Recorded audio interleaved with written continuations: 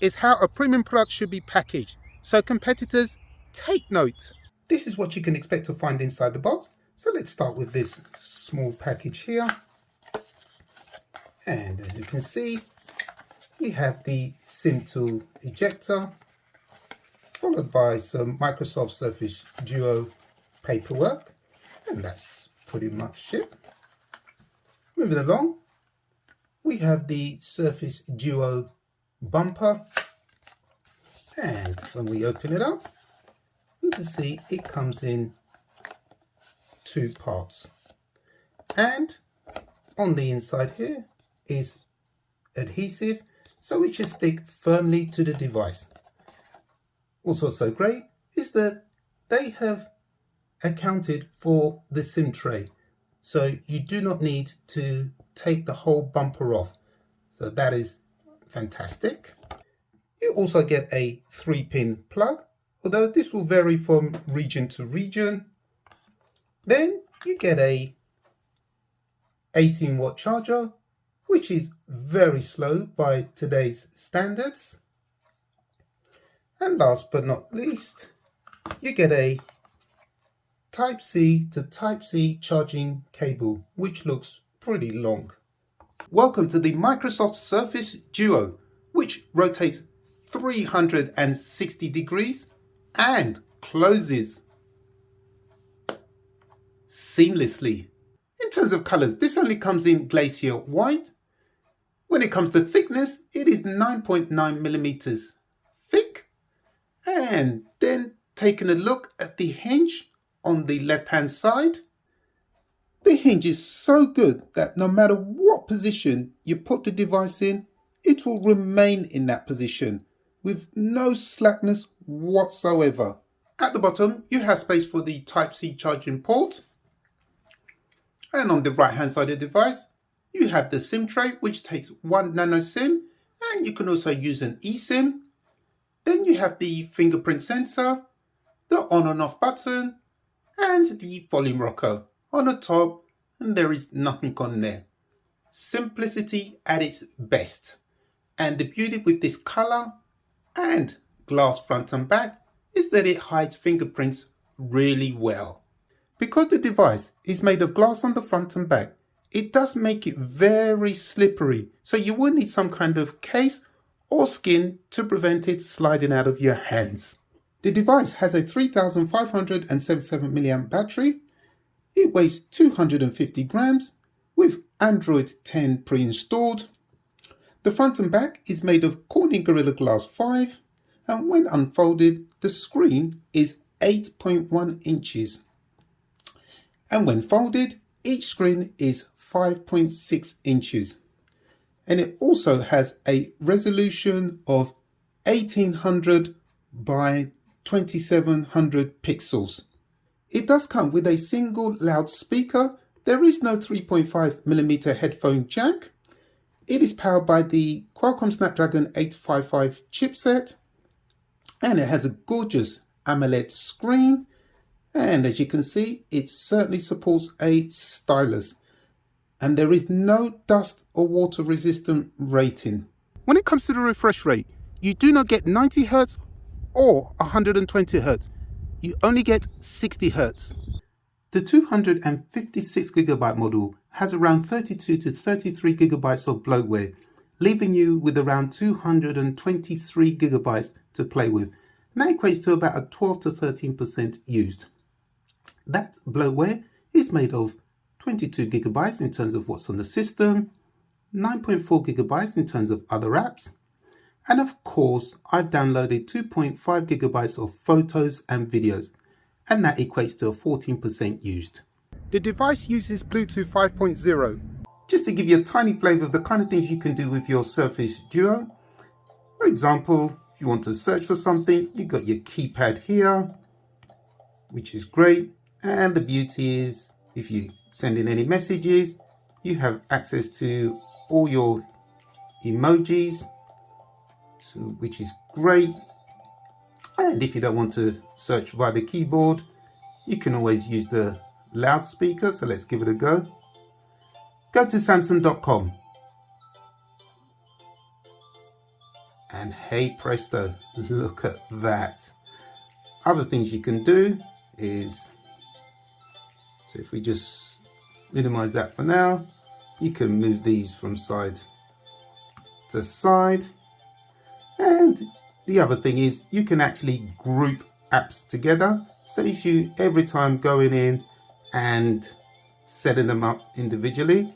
So let's select this one, tap groups, let's find something else that's similar, tap on done, and we can swap them around. If we're happy, tap on OK, and look at that, there they are. So every time we tap on that now, we have them side by side. To rename the group app, press down on it, select edit.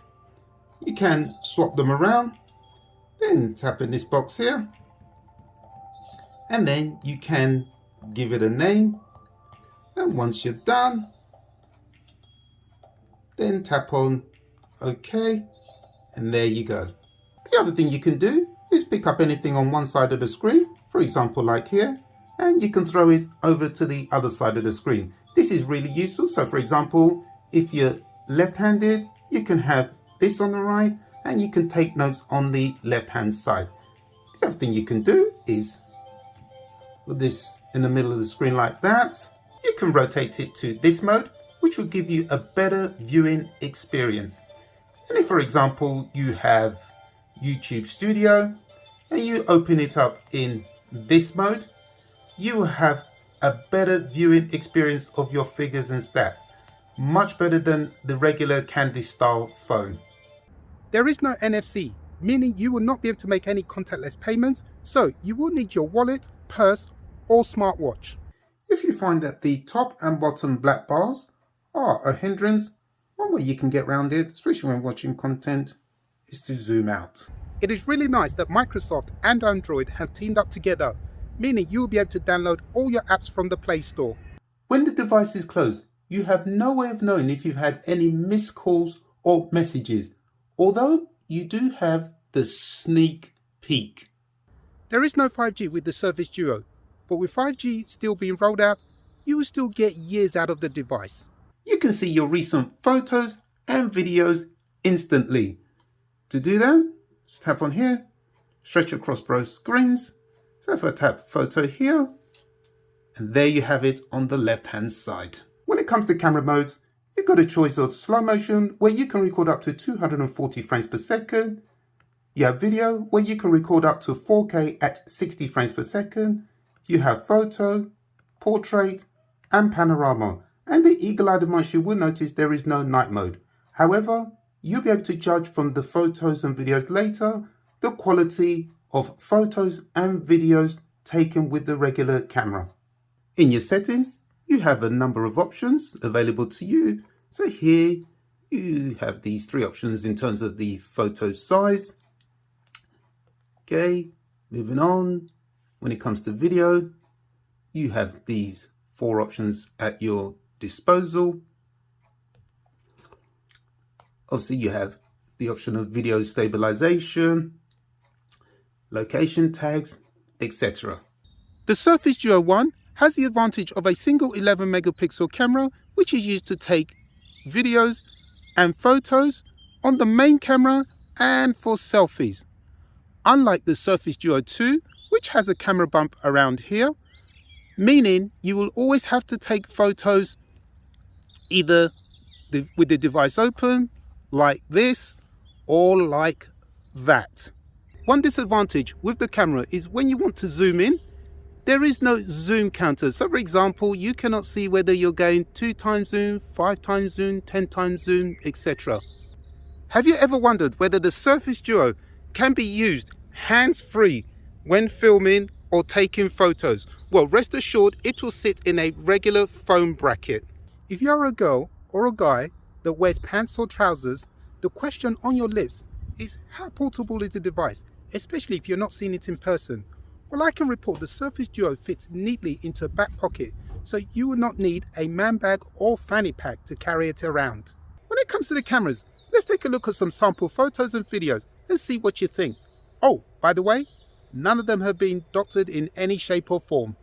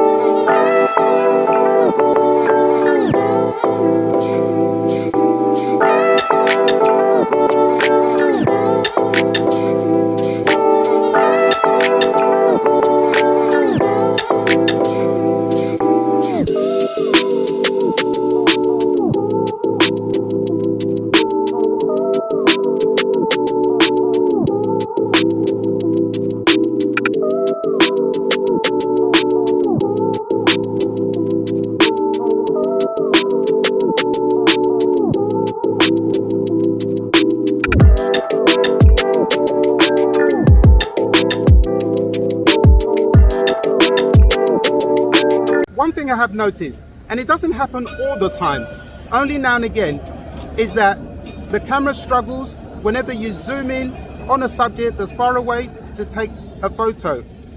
What it does do is cause a lot of graining. Just take a look at the following clips to illustrate my point.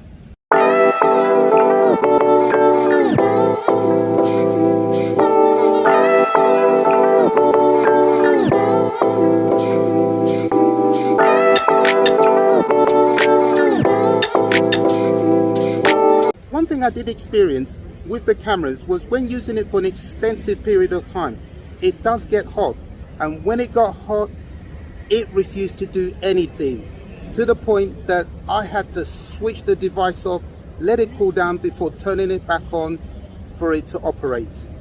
In terms of battery drain, I decided to compare it to my Samsung Galaxy Note 20 Ultra by charging both devices to 100% overnight with apps running in the background. The following morning, the battery on the Surface Duo outperformed the Samsung Galaxy Note 20 Ultra. Just to sum up, the Surface Duo is a great first offering by Microsoft, especially the hardware, which still raises questions whenever people see me using it. I love the portability of the device and the way you can have it in laptop or temp mode with no additional kickstand required. It is also slick in design and the productivity of using two screens that work independently of each other is a joy, although some apps still need to adapt to the format. Let's see if it gets the Android 12.0 update. I have found the device simple to use, and it is also a phone, but I use mine as a secondary device, so battery life is fine for me. In terms of shortcomings, of which there are a few, such as no 5G, no wireless or reverse wireless charging, no always on display, it only has a 60Hz refresh rate, a maximum 256GB of internal storage, no expandable storage, although with the Samsung Galaxy S22 series and other phone manufacturers following suit, no expandable storage may be the norm for now, but I would argue that in time it will make a return. Going back to the subject of there being no always on display, I don't see that as a detriment, especially nowadays when people are trying to use their phones a lot less. Despite Microsoft teaming up with Android, I do feel Microsoft could improve their software offering even further. For example, with Samsung phones, you get hundreds of hidden features, not to talk of things like a secure folder, dual apps, etc. thrown in, and cheaper than the Duo. The cameras could also be better in all areas, for sure. Even with the Android 11 update, the Duo is still buggy at times, which can lead to frustration And with all of this put together, I couldn't see how Microsoft can justify the $1,500 price tag from new, and you have to pay extra for the stylus.